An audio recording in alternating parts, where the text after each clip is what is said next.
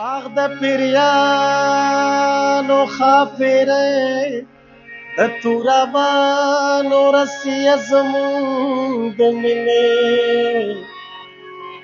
قصه سر خوري چې سر ته رسیو.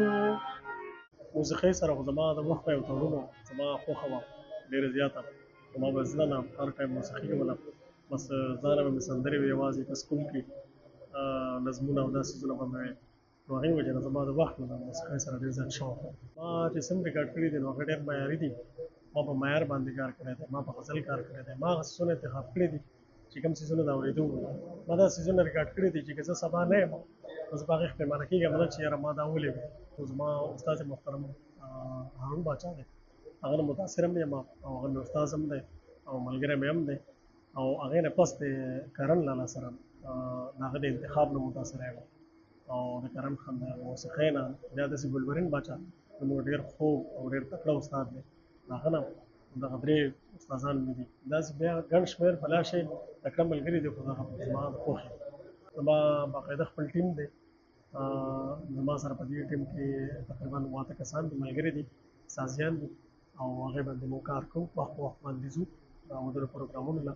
په سوات کې هم ځو، بهر هم ځو، پېښور ته ضلعې نه بهر هم ځو او د صوبې نه بهر پکې هم لاړ شو او سوات کې لپ دوبار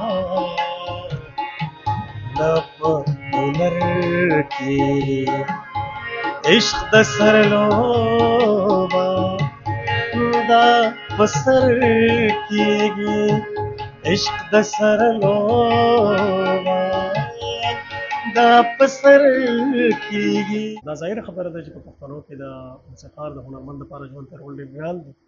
بیا هم موږ لګیا یو د خپلې برخې کار کوو. بس پښتنه معاشره کې خو داسې کېږي د کور د طرف نه خو مسلې ډېرې زیاتې خلکو ته، او الحمدلله ما ته داسې مسله نشته کور د سایډه، ځکه زما وروڼه هم ما سپورټ کوي او زما والد صاحب هم زه سپورټ کړی یم.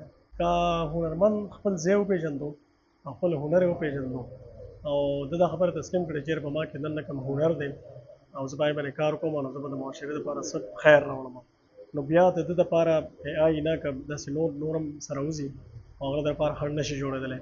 خو که موسیقر خپل ځای ونه پېژندو او خپل معیار یې ونه پېژندو نو کېدای شي چې راتلونکي وخت کې ده ته بیا مسله پېښه شي. موسیقۍ دپاره د ټول نه ضروري خبره زده کړه ده، هغې دپاره پراپر یو استاد دی او بیا د استاد عزت کول دي، هغه ته مناسب صبر کول دي خامخا، ځکه چې دا لوی هنر دی، دا داسې وړوکې خبره نه ده.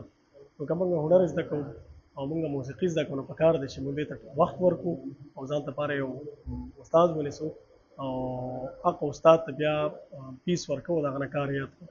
دا به ډېره زیاته ضروري په موسیقۍ کې د ټول نه ضروري خبره دا ده چې سړي زده کړئ. زما سافره ستا د مینې ما سره هره ورځ شر کې ما سره